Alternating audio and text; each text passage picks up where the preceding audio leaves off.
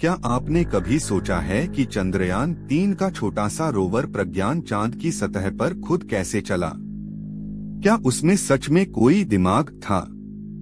दरअसल प्रज्ञान का दिमाग एक ऑनबोर्ड कंप्यूटर था, एक ऐसा रेडिएशन प्रूफ प्रोसेसर जो चांद के 180 सी और प्लस 120 डिग्री सेल्सियस के तापमान में भी काम कर सकता था। इसी कंप्यूटर में इसरो ने वो सारे कमांड्स पहले से लोड किए थे जो उसे कदम कदम पर निर्णय लेने में मदद करते थे। अब बात करते हैं उसकी आंखों की। प्रज्ञान में लगे थे 2 नेविगेशन कैमरे जो 3D इमेज बनाकर रास्ता पहचानते थे।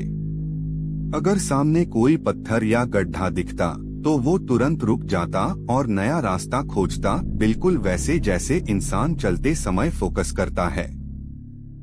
उसके पहिए थे, उसकी टांगें 6 मोटर चलित एल्यूमिनियम व्हील्स जो नरम चंद्रधूल पर भी बिना फंसे चल सकते थे। हर पहिए की अपनी मोटर थी जिससे वो संतुलन बनाए रख सके। ऊर्जा का स्रोत था उसका सोलर पैनल, लगभग 50 वाट बिजली देता था। दिन में यह बैटरी चार्ज करता और रात में सिस्टम को स्लीप मोड में डाल देता। अब आते हैं उसके संवेदनशील उपकरणों पर। APXS और लिब्स नाम के 2 वैज्ञानिक उपकरण, एक एक्सरे से तत्वों की पहचान करता और दूसरा लेजर से चट्टान को जलाकर उसकी बनावट बताता था। यानी प्रज्ञान सिर्फ चलता नहीं था, वो चांद की मिट्टी को समझ भी रहा था।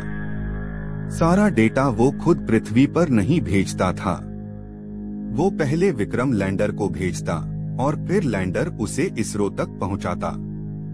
एक तरह से प्रज्ञान बोलता था और विक्रम उसकी आवाज बनता था। 14 दिन बाद जब सूरज छिप गया, प्रज्ञान सो गया, 180 सी की ठंड में, शायद हमेशा के लिए।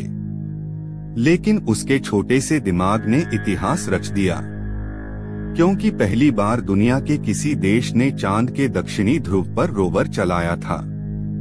यह सिर्फ एक मिशन नहीं था, यह भारत के वैज्ञानिकों की सोच की जीत थी।